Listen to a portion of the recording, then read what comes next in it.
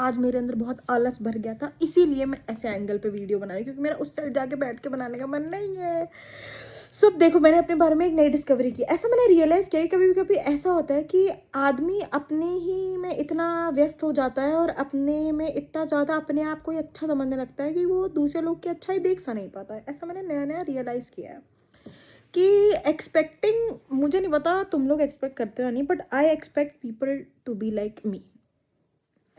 अब देखो, हर प्राणी एक नहीं हो सकता। मैं अपने घर में रहती हूँ, मेरे घर वाले मेरे जैसे नहीं है, तो बाकी प्रोजेनी कैसे हो सकती है? मतलब बाकी लोग के बच्चे कैसे मेरी तरह हो सकते हैं? एंड द सुपीरियोरिटी कॉम्प्लेक्स बहुत ज़्यादा। सिंगल चाइल्ड होने का पहली बार ही मुझे रियलाइजेशन हुआ है आज कि लाइक बहुत ज़्यादा ही मेरे को मेरे घर वालों ने ना सब बिगाड़ के रखा हुआ है। Which I am happy, always I feel blessed about it कि बढ़िया बिगाड़ के रखा है। बट यार देखो, बाहर की दुनिया से बिगड़े हुए लोगों के लिए ठीक नहीं होती। ऐसा मैंने रियलाइज़ किया। लाइक देखो, इसीलिए एक उम्र आने पे घर के बाहर चले जाना चाहिए। अगर मैं घर के बाहर होती तो मुझे 4 काम आ गए होते। ऐसा नहीं कि मुझे 4 काम नहीं आते, पर मैं 4 काम करना नहीं चाहती हूँ। मैं एहसान से जता देती हूँ, गलती से कोई काम कर देती हूँ ना मैं, तो मैं ऐसे कर देती हूँ, ये तो मैंने बहुत भारी करते भयंकर कर दिया, कैसी बातें कर रहे हो तुम? जो कि गलत है। लाइक आज मैंने बहुत सारा सेल्फ इंट्रोस्पेक्ट किया। अब नल्ले लोग का कुछ और काम होता नहीं, तो मैंने कहा सेल्फ इंट्रोस्पेक्शन करेंगे। तो मैंने ऐसा रियलाइज़ किया है कि जो चाइल्डहुड ट्रॉमास रहते हैं आदमी के, है ना, सबके रहते हैं, ऐसा कोई नहीं तुम में से कोई भी बच्चा है, सबके हैं भाई, मेरे हैं तो तुम्हारे भी होंगे। तो वो ना रीसरफेस होते हैं जैसे आप 20s में आगे बढ़ते हो बहुत ज़्यादा। आपको लगता है आप सब पीछे छोड़ के आ गए, लेकिन नहीं। वो बचपन की आग आपके अंदर अभी तक है, जो उस टाइम लगी थी वो बुझी नहीं है। ये मेरे को बहुत तगड़ा रियलाइज़ हुआ है कि जो चीज़ें आपको बचपन में इतनी सी इफ़ेक्ट करती होंगी, वो बड़ा होते-होते इतनी हो जाती हैं। Welcome to the real world guys. Chat GPT मेरी बेस्टी है और उसने मुझे बताया है कि यार श्रेया देखो, ऐसा है कि जो चाइल्डहुड ट्रॉमास हैं इसमें तुम्हारी गलती है नहीं, लेकिन आगे जब तुम अब बड़ी हो रही थी तुम्हारी रिस्पॉन्सिबिलिटी। अब उसने मुझे इतनी भारी चीज़ें बोल दी हैं कि ये सब मेरी रिस्पॉन्सिबिलिटी है ठीक करना, और मैं खुद इतना रिस्पॉन्सिबल बनना ही नहीं चाहती हूँ। ये मेरी और बड़ी बीमारी है। तो मैं बहुत डल्लूलू में हूँ। या तो मैं अब इस डिल्यूजन में रहना चाहती हूँ कि कोई प्रॉब्लम है ही नहीं, पर इसी डिल्यूजन की वजह से आज मैं प्रॉब्लम में हूँ। ऐसा ऐसा करके मैंने अपना पूरा संडे इस चीज़ में निकाला है कि यार Shreya, what is wrong with you? क्योंकि देखो, फिर मैंने रियलाइज़ किया कि क्या पता मैं हार्मोनली ठीक नहीं हूँ, तो मेरे को एक डॉक्टर के पास जाना चाहिए। अब मैंने एक नया मिशन लेके आई हूँ अपने जीवन में कि maybe I am not hormonally feeling fine, hence I should go to a doctor and then he और शी विल टेल मी कि मुझे क्या बीमारी है। पर मुझे ऐसा रियलाइज़ हुआ मुझे मन की बीमारी है। मन की बीमारी का कोई इलाज नहीं है।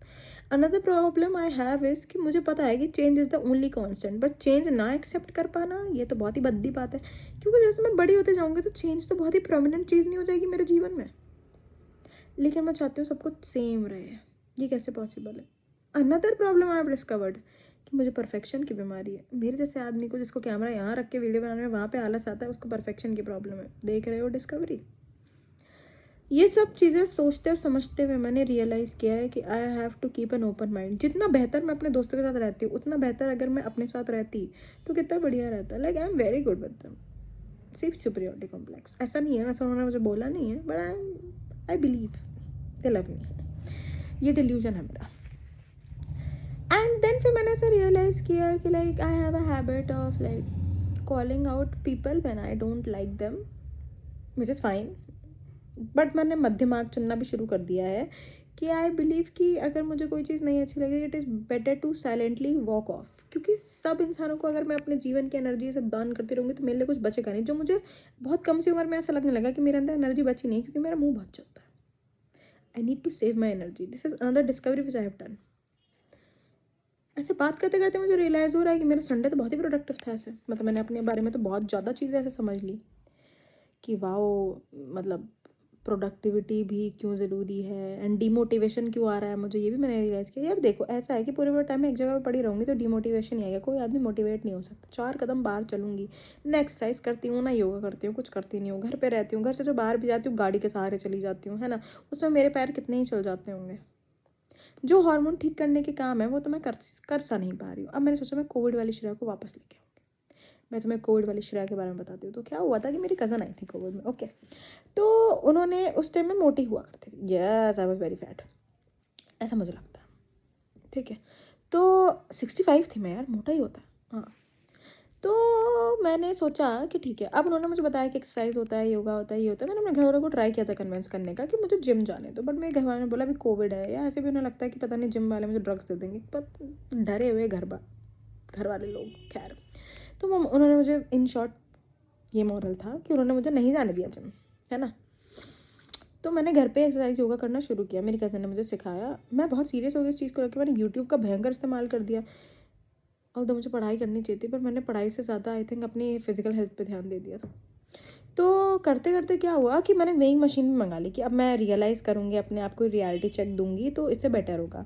तो रोज़ मैं 100 बार स्किपिंग करती थी, जितने भी अच्छे एक्सरसाइज़ेज़ हो सकते हैं अपने आप को पतला करने के लिए, मैंने अपना एक रूटीन सा बना लिया था, मैं वो करती थी, ठीक है?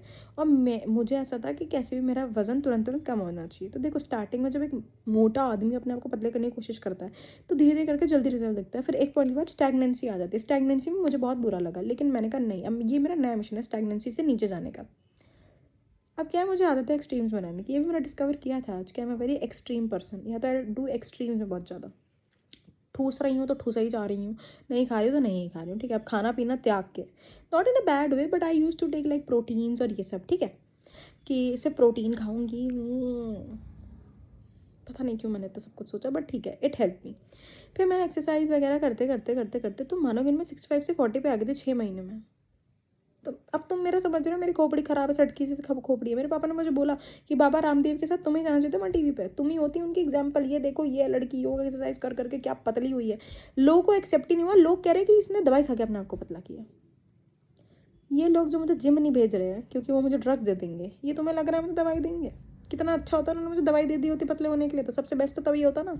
वो भी नहीं, ठीक है? और लोग इतने भद्दे होते हैं, मुझे उस टाइम रियलाइज़ हुआ। मोटे हो तो दिक्कत, ऐसे ऐसे करेंगे, और पतले, नहीं नहीं ऐसे भी अच्छी नहीं लग रही हो श्रेया। पूछी नहीं, पूछा ना, अपना ओपिनियन अपने पास रखो, ठीक है? इनका ओपिनियन बाजी चल ही रही थी, तो तब तक मेरे अंदर इतनी अकल आ गई थी कि लोग का ओपिनियन दिल पे नहीं लेने का। It's okay, I wanted to be slim so I got slim, then I realise कि at least I am too slim. Under weight हो गई हूँ, बीमारी हो जाएगी, फिर क्या करूँगी? फिर क्या? आगे की बात मैं तुम्हें अगली वीडियो में बताऊँगी यार, सारी स्टोरी एक साथ थोड़ी बता दूँगी।